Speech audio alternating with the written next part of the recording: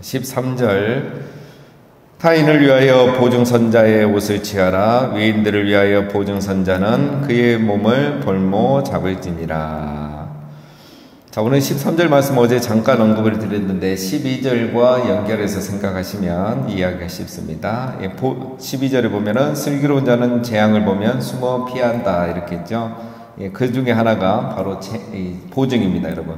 보증이란 거는 재앙이죠, 재앙. 재앙은 피하는 것이 지혜고 보증은 위험한 거기 때문에 하지 않는 것이 지혜다는 거죠. 왜 그렇습니까, 여러분? 아무리 친한 친구라도 보증했다가 잘못되면 그 우정마저 깨지는 거죠. 친구도 잃고 돈도 잃고 그렇게 되는 거죠. 내가 도와줄 수 있는 것만큼 도와주는 게 좋습니다. 그래서 특별히 교회 안에서는 이런 또 금전적인 부분은 하지 않는 게 좋습니다. 요즘 보면 뭐 통신사 이동하고 연금 가입하고 뭐 이런 것도 막 하고 이러는데 교회 안에서는 절대 그렇게 하면 안 됩니다. 교인 간에는 금전 거래, 금전에 관한 것은 서로 권하거나 이렇게 또 하지 않는 게 좋습니다. 교회는 뭡니까? 신앙 공동체죠. 신앙 공동체입니다. 이런 거 외에 자꾸 교회 안에 들어오면 안 돼요. 지금 우리 한국 교회가 이제 이런 게 자꾸 들어옵니다, 여러분.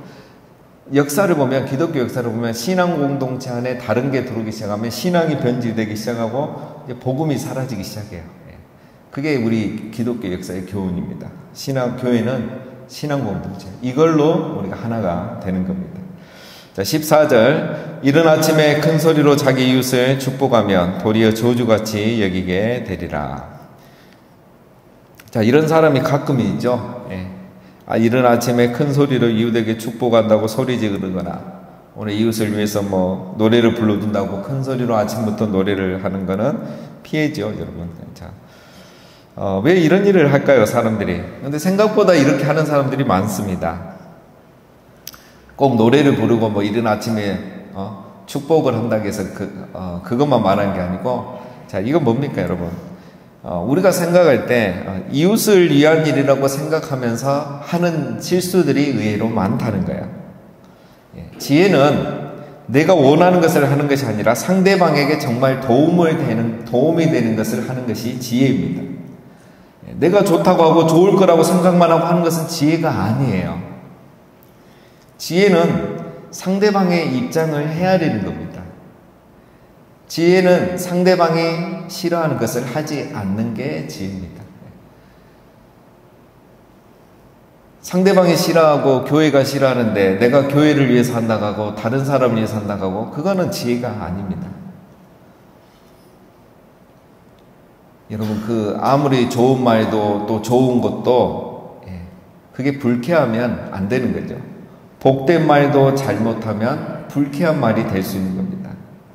선한 의도로 해도 시기와 상황을 고려하지 않는 축복, 타인의 감정과 처지를 무시한 채 던지는 이빠른 말, 이거 다 지혜가 아닙니다.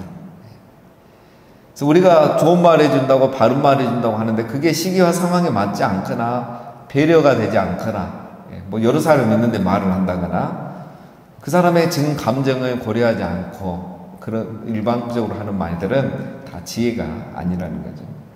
이런 말들은 뭐라고 합니까? 끊임없이 떨어지는 물방울처럼 상대를 지치게 하는 겁니다. 우리가 중요한 게 있습니다, 여러분. 똑똑하지만 무례한 그리스도인이 되면 안 됩니다. 무례한 그리스도인이 되는 것은 지혜가 아닙니다.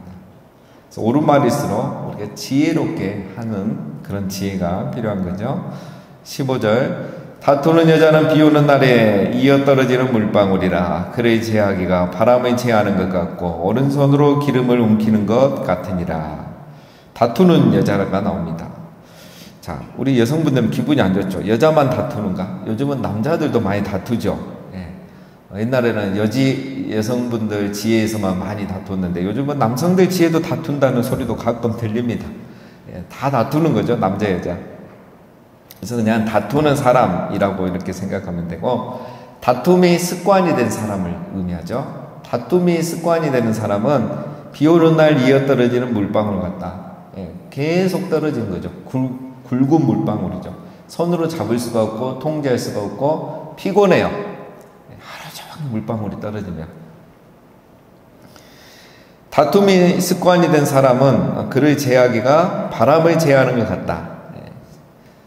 즉 다툼을 좋아하는 사람은 집안에 잡아둘 수가 없는 거예요. 여러분, 우리가 바람을 잡아둘 수 없죠. 통제할 수가 없죠. 다툼을 좋아하는 사람이 집안에 조용히 있겠습니까? 아니죠. 늘 돌아다니고 사람 만나서 험담하고 얘기하고 그러다가 또 관계가 깨지고 이런 일이 반복되는 거예요. 집안에 바람을 가둬두는 것처럼 안 되는 거죠.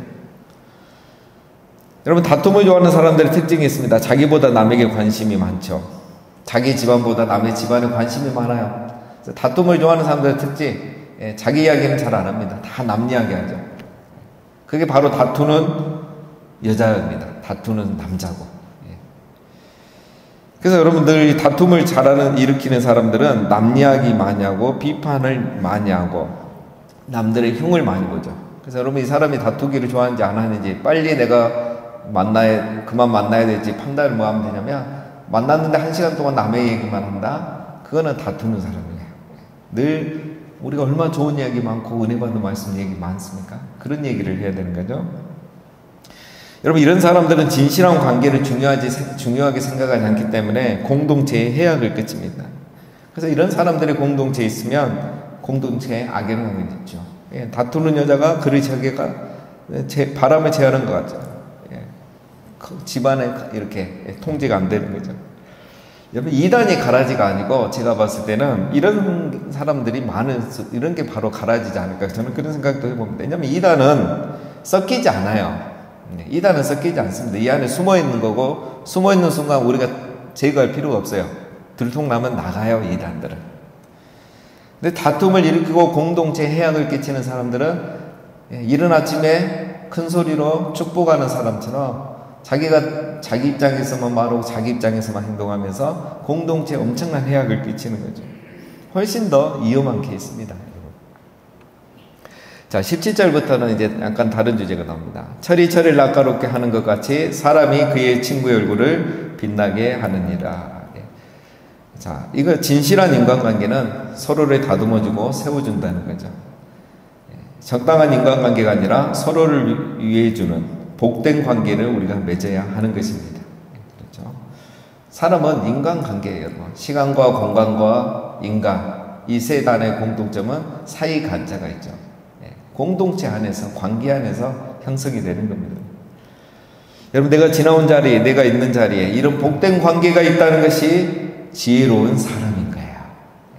내가 이 교회를 얼마 다녔냐고 중요한 게 아니라 1년, 2년을 다녔어도 나의 얼굴을 빛나게 해주는 진실한 친구가 있다면 그게 그 사람이 지혜로운 사람이고 복된 사람인 것입니다. 사람은 친구를 통해서 성숙해지는 거예요. 우리가 충원하는 거 그제 다 살펴보지 않았습니까? 자, 18절. 무화과 나무를 지키는 자는 그 과실을 먹고 자기 주인에게 시중 드는 자는 영화를 얻느니라. 무화과 나무를 지키는 사람, 키우는 사람이겠죠. 그 열매를 먹는다는 거죠.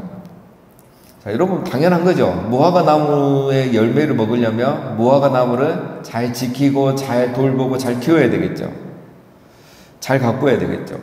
주인에게 은총을 받으려면 어떻게 되겠습니까? 주인을 잘 시중들어야죠. 여기서 시중든단 말이 그 앞에 있는 지킨단 말과 히브리어는 같습니다. 사람이라 이렇게 시중든다로 의역을 한 거죠. 자, 이 18절의 공통점은 뭐냐면, 무화과 나무라고 이렇게 말하지만 서로 좋은 관계를 맺어야 된다 이겁니다. 좋은 관계를 맺으려면 어떻게 합니까? 내가 받을 것만 생각하지 말고 내가 먼저 잘해야 된다. 이걸 지금 강조하고 있는 거죠. 무화과 나무를 잘 돌보지 않으면서 그 열매를 기대하는 거 놀부심 보죠. 무화과 나무 잘 가꾸고 거름도 주고 하야 나무가 열매를 맺으면 먹지 않겠습니까? 주인에게 시중드는 거, 주인을 지키는 거 마찬가지예요. 쉽게 생각하면 우리 직장 생활이죠. 내가 사장에게 인정받고 보너스만 많이 받으려고 하지 말고 내가 먼저 주인에게, 사장에게, 회사를 위해서 열심히 일을 하라는 거죠. 그러면 인정받고 사랑받고 열매를 맺게 된다 이거는 겁니다. 내가 무화과 나무 열매를 맺지 못하는 것은 내가 무화과 나무를 돌보지 않았기 때문이라는 거예요. 반대로 말하면. 내가 사장으로부터 주인으로부터 영화를 얻지 못하는 것은 내가 제대로 먼저 내 할 일을 다 하지 않았기 때문이라는 겁니다. 즉 받을 생각만 하지 말고 내가 먼저 받을 만한 사람이 되도록 내 할 일을 다 해야 된다라는 것을 강조하죠. 그래야 좋은 관계가 유지된다는 겁니다. 좋은 관계가 형성되지 않는 것은 우리 안에 있는 이기적인 태도인 거죠. 내가 받으려고만 하기 때문에. 그리고 그 안에는 뭐가 있죠? 교만한 마음이 있는 거죠. 그렇기 때문에 그렇게 되는 겁니다. 내가 먼저 충성된 자, 내가 먼저 성실한 자, 그것이 바로 결국은 나에게 돌아온다는 겁니다. 지혜로운 사람은 좋은 관계를 유지합니다. 좋은 관계는 내가 먼저 할 일을 할 때 좋은 관계가 유지된 겁니다. 어디에서든지 그렇죠. 19절 물에 비치면 얼굴이 서로 같은 것 같이 사람의 마음도 서로 비치느니라. 자, 이거는 17절 18절과 연결해서 생각하면 됩니다. 자, 왜 주인에게 영화를 우리가 얻지 못하는가? 주인에게 비치는 내 모습이 나의 모습이다라는 겁니다. 쉽게 말하면. 왜 주인에게 영화를 받지 못하는가? 내가 왜 이 사람에게, 사장님에게, 부모님에게, 우리 성도들에게 내가 먼저 왜 인정받지 못할까? 그게 바로 여러분 내 모습이라는 거예요. 내가 먼저 할 일을 하고 제대로 하지 않았기 때문에 우리가 상대방이 인정받지 못하는 겁니다. 열매를 먹으려면 열매를 돌봐야, 나무를 돌봐야 되죠. 주인에게 영화를 받으려면 내가 할 일을 해야 되는 거예요. 내가 사랑과 진실이 담아 살면 상대방도 나에게 그렇게 대해 주는 겁니다. 여러분, 나의 믿음의 성숙도, 나의 인격의 성숙도를 보려면 내 주변의 사람들을 보면 알 수 있다는 거죠. 그런 말씀도 있습니다.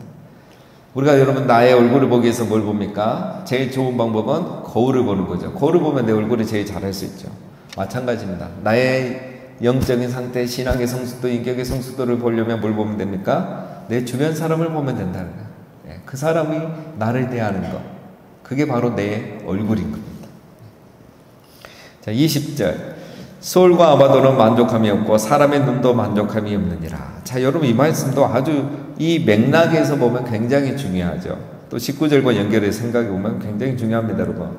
왜 우리가 직장과 공동체에서 인간관계에서 인정을 받지 못하는가? 20절 때문에 그래요.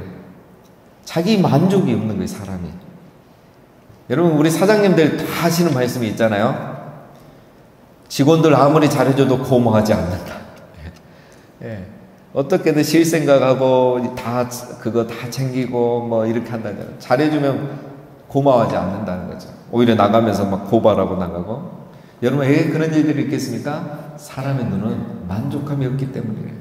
아무리 잘해줘도 만족함이 없어요. 그래서 계속 요구만 하고 불평만 가득합니다. 그러니까 자기가 해야 할 일을 하겠습니까? 그런 사람은 안 하는 거죠. 그러니까 무화과 나무에 열매가 맺히지 않고 주인에게 영화를 입지 못하는 거예요. 이것이 악순환이 되는 거죠. 만족함이 없는 게 여러분 참 이게 문제예요. 이것도 교만에서 나오는 거죠. 아담과 하와가 왜 선악과를 먹었습니까? 만족함이 없는 거예요. 그 최고의 것을 다 줬는데도 만족함이 없어서 선악과를 먹은 거죠. 자, 여러분, 우리가 직장과 교회에서 좋은 관계를 맺고 인정받고 있다는 것을 무엇을 보면 알 수 있습니까? 이 말씀을 반대로 적용하면 됩니다. 만족함이 있는 사람. 만족함이 있는 사람입니다. 불평불만이 없어요. 그 사람이 정말 잘하고 있는 거예요. 내가 공동체 생활, 직장 생활 잘하고 있는 거 뭘 보면 알 수 있냐? 이거에 대한 감사함이 넘친 사람이 잘하고 있는 겁니다. 그리고 열심히 무화과 나무를 돌보고 있는 사람, 주인을 열심히 시중드는 사람, 주인을 지키는 사람이죠. 즉 자기 일을 즐겁게 하는 사람, 그래서 열매 맺는 사람이 바로 그런 사람입니다. 여러분, 만족을 얻기 위해서만 살지 마시고 내가 먼저 만족시키는 사람이 돼야 됩니다. 오늘 말씀 계속 반복되죠. 다 다른 말씀 같은데 같은 이야기를 하고 있는 겁니다. 자, 22절 도가니로 오늘 불무로 금을 칭찬으로 사람을 단련하느니라. 자, 이 말씀도 우리가 뭐 칭찬을 많이 하면 사람이 변화된다 이렇게 생각할 수도 있는데 이 원문의 정확한 의미는 여러분 은이 도가니를 통과해야지 진짜 은이 되듯이 칭찬은 그 사람의 삶을 통과해야지 진짜 칭찬이 된다는 거예요.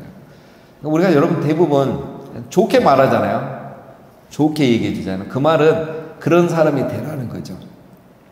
여기서 칭찬은 뭐 잘해서 칭찬하는 것도 있지만 또 그런 사람이 되라는 의미에서 좋은 긍정적인 의미에서 칭찬하는 게 훨씬 많죠. 그랬을 때 그 칭찬 듣는 것만 막 좋아가지고 붕 뜨지 말고 내가 그 칭찬에 합당한 삶이 되도록 사람이 되도록 노력하라는 거죠. 그랬을 때 그 칭찬이 나를 그 칭찬에 어울리는 사람으로 만들어준다. 이런 의미가 원문에서는 더 강하게 있습니다. 자, 22절. 자, 미련한 자를 곡물과 함께 절구에 넣고 공의로 쪘을지라도 그의 미련은 벗겨지지 아니하느니라. 마음 아픈 말씀이죠. 미련한 자는 가르쳐서 고쳐지는 것이 아니라는 것입니다. 미련한 자는 멍청한 사람을 말한 게 아닙니다. 잠언에서 나오는 우매한 자, 지혜가 없는 자, 이 모든 걸 말하죠. 무화과 나무를 돌보지 않으면서 열매를 기다리는 사람, 자기 일은 하지 않으면서 만족하지 못하면서 늘 불평불만만 하는 사람, 타인의 충고를 듣지 않는 사람, 이 다 미련한 자입니다. 지혜가 없는 자를 말하는 거죠. 이런 사람은 고쳐지지 않더라는 거죠, 여러분. 정말 고쳐지지 않습니다. 그래서 우리가 분별히 잘해야 돼요. 자, 23절. 내 양떼의 형편을 부지런히 살피며 내 소떼에게 마음을 두라. 예, 이거는 뭐 목자가 그렇게 해야 되는 건 당연한 거죠. 예, 형편을 부지런히 살피고 소떼의 마음을 우선순위로 두라 이거죠. 자, 이건 뭐겠습니까? 앞에 말과 똑같습니다. 무화과 나무를 지키고 주인에게 시중든 자가 영화를 얻는다. 이 똑같은 말이에요. 내가 부지런히 양떼를 살펴야, 내가 할 일을 부지런히 해야 그걸 통해서 내가 얻는 유익들이 온다는 거죠. 열매를 먹고 영화를 얻는다는 거죠. 이렇게 하지 않고 받는 것만 생각하면 안 된다는 거죠. 24절. 대저 재물은 영원히 있지 못하나니 면류관이 어찌 대대히 있으리라. 아주 중요한 말씀이죠. 여러분, 재물도 영원하지 않고 왕권도 영원하지 않은 겁니다. 그래서 목자는 자기 양떼를 부지런히 돌봐야 양들이 건강하고 잘 자라면 그걸 통해서 내가 이 재물과 영화를 유지할 수 있는 거죠. 내가 하는 모든 일도 마찬가지입니다, 여러분. 내가 지금 누리고 있는 모든 것들도 마찬가지입니다. 돌보지 않으면 유지되는 것은 없습니다. 우리는 끊임없이 노력해야 돼요. 끊임없이 노력해야 됩니다. 좋은 부모가 되기 위해서 끊임없이 노력해야 되는 거죠. 영원히 좋은 부자 관계는 없는 거죠. 내가 노력한 만큼 그 관계가 유지됩니다. 사역도 마찬가지입니다. 돌보지 않고 하던 대로 하는 사역, 봉사는 영원히 유지되지 않습니다. 내가 어떻게든 더 잘하기 위해서, 더 섬기기 위해서, 더 열매 맺기 위해서 돌보아야지. 부지런히 양떼를 돌보아야지. 부지런히 무화과 나무를 지켜야지 하나님이 그 열매를 먹게 해 주시는 겁니다. 받은 축복이 많아도 방치하면 사라지는 겁니다. 돌보는 자가 그 열매를 먹게 돼 있는 거죠. 25절. 풀을 벤 후에는 새로움이 돋나니 산에서 꼴을 거둘 것이니라. 예. 하나님은 이렇게 풍성하게 공급하죠. 우리가 부지런히 돌보기만 하면 되는 겁니다. 26절. 어린 양의 털옷은 내 옷이 되며 염소는 밭에 사는 값이 되며 염소의 젖은 넉넉하여 너와 내 집의 음식이 되며 내 여종의 먹을 것이 되느니라. 자, 이건 그냥 23절부터 이어지는 거죠. 부지런히 우리가 돌보고 무화과 나무를 지키고 주인에게 시종 들고 또 양떼를 부지런히 돌보면 이런 복을 누린다는 거예요. 잘 돌본 가축은 목자의 재산이 됩니다. 그리고 그 잘 돌본 가축은 가족들에게 풍성한 먹을거리를 제공하는 거죠. 심지어 누구까지 갑니까? 여종의 먹을 것이 되느니라. 나 때문에 모든 사람이 복을 받는다 이거예요. 내가 무화과 나무 열심히 지키고 주인에게 시종 들고 또 이 양떼를 부지런히 살피며, 즉 내가 할 일을 부지런히 돌보고 최선을 다해서 하면 나로 인해서 내 가족과 모든 내 주변에 있는 사람들이 복을 받게 된다 이겁니다. 여러분, 이거는 목자만 하는 말이 아니고 농부만 하는 말이 아니고 우리가 부모이면 부모로서, 각 지혜에서 이모님은 이모는, 목자는 목자, 사역자는 사역자로서 동일하게 주어지는 말씀입니다. 하나님의 심는 대로 거두게 하시는 거죠. 여러분 누구를 기억하시면 됩니까? 우리 요셉을 기억하면 되죠. 요셉이 형통했단 말인데 그게 자기가 형통한 게 아니라 그랬잖아요. 형통한 게 뭡니까? 노예고, 형통한 게 또 죄수고, 누명쓰고. 여기 때문에 형통했단 말이 나왔지, 요셉이 총리가 됐을 때는 형통했단 말이 성경에 안 나옵니다. 그 전에 죄수, 노예, 누명 썼을 때 이때만 형통했단 말이 나오거든요. 뭡니까 여러분? 요셉은 이렇게 산 거예요. 부지런히 양떼를 살피고 무화과 나무를 지키고 주인에게 시중 들었더니 어떻게 됩니까? 여호와께서 요셉과 함께 하사 형통하게 하시더라. 주인이 여호와가 요셉과 함께 하신 걸 보고 그가 형통한 자 된 것을 봤다는 거예요. 그게 뭡니까? 요셉이 이렇게 무화과 나무 지키고 주인에게 시중 들고 양떼를 돌보고 하니까 그 보디발의 가족이 잘 되고 거기 있는 모든 종들이 잘 되는 거예요. 그래서 모두가 복을 받은 겁니다. 바로 요셉이 말씀대로 살았던 사람인 거죠. 자, 오늘 여러 가지 말씀을 우리가 살펴봤는데 정리하면 이렇습니다. 여러분, 타인을 배려하는 그리고 예의 있는 그리스도인, 즉 덕을 세우는 그리스도인이 되는 게 중요한 겁니다. 내가 받으려고 하는 것만 생각하지 말고 내가 어디에 있든지 내가 교회를 위해서, 직장을 위해서, 사회를 위해서 무화과 나무를 잘 돌보는, 그리고 내가 내 만족보다 다른 사람을 만족시키려는 그런 삶을 살아야 한다는 겁니다. 대접받고 싶은 대로 내가 먼저 대접하는 사람, 그게 바로 지혜로운 사람, 열매를 보게 되는 사람이라는 거죠. 우리에게 이미 주어진 우리 가정, 또 교회, 사역, 봉사 모든 것들을 우리가 잘 돌보고 잘 지켜서 그로 인하여 풍성한 복을 받는 우리 모두가 다 되시기를 주님의 이름으로 축원드립니다. 우리 함께 기도하겠습니다.